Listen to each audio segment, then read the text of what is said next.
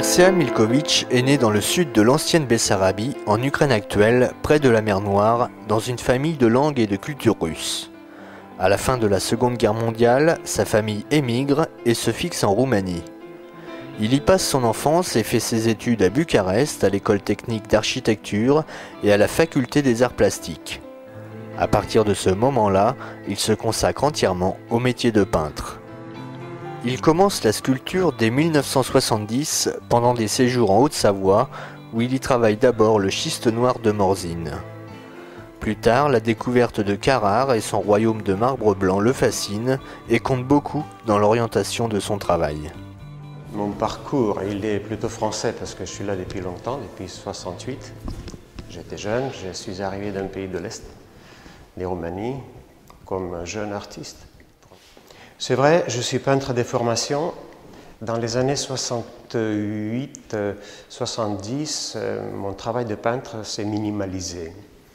À un tel point que j'avais un collègue sculpteur, roumain aussi, d'origine émigrée, comme ça, enfin exilé plutôt, qui m'a dit « si tu ne fais pas de sculpture, je te copie ».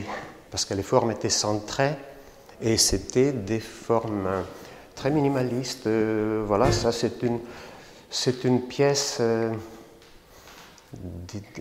ancienne et cette forme-là, elle existait déjà dans mes peintures et dans mes gravures. Et comme j'ai passé mes étés à côté de Chamonix, dans une vallée, Morzine n'était pas loin, il y avait de la pierre noire à Morzine, ou ce qu'on appelle une ardoise, et c'est là que j'ai fait le premier objet en 70. J'ai commencé avec la pierre noire. Ensuite, j'ai découvert le marbre. Et cette pierre noire, je n'ai pas à faire la publicité d'où ça vient, mais tout le monde le sait, c'est le schiste noir que j'achète à Angers. Et la roche qu'on sort sous la terre, elle est à 400 mètres, les mines sont à 400 mètres. Et je le polis, c'est très beau. Quand j'ai découvert Milković, le travail de Milković, je me suis dit, bon, eh bien là, je n'ai pas à discuter avec les gens. C'était ma manière à moi de dire, bon, écoutez, enfin, voilà un artiste qui me donne toute la possibilité de, comment dire, non seulement d'interpeller les visiteurs éventuels, mais en même temps de leur donner un cours tout simplement sur l'art, en quelque sorte, tout simplement, du dessin à la sculpture, etc. Et c'est surtout ça qui m'a fasciné dans son travail. Je dirais tout est lié à ça, c'est-à-dire pendant qu'il essaie de réaliser, je dirais, son art, mais il essaie de nous donner la possibilité de comprendre. Quand on va pour tailler, je ne dis pas qu'on est chronométré et qu'on ne peut pas, puisqu'on ne vit pas là-bas, et on ne peut pas transporter tout l'atelier, mais je vais avec donc je commence avec du petit, j'arrive au grand en graphisme, et puis je reviens au petit, et j'ai un genre de carte de jeu, des petites fiches.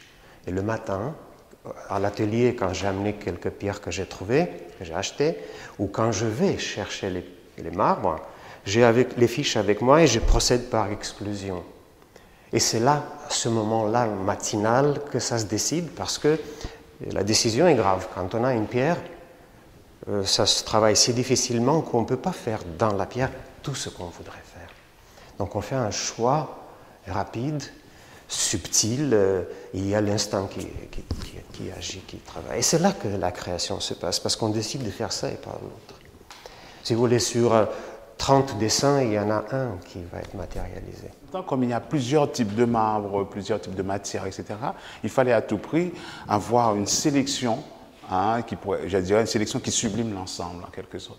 Et c'était ça, et j'avais la possibilité dans son atelier de faire cette sélection. Et quand on est là-dedans, si on ne fait pas attention, on a envie de tout prendre.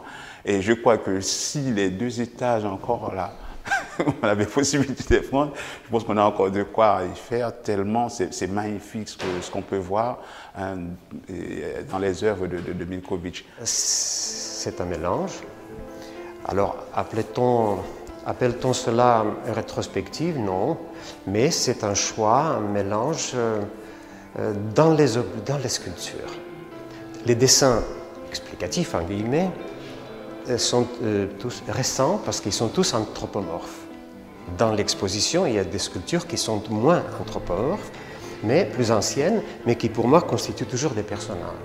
L'exposition se trouve à l'hôtel Montulet, et donc maintenant c'est le lieu.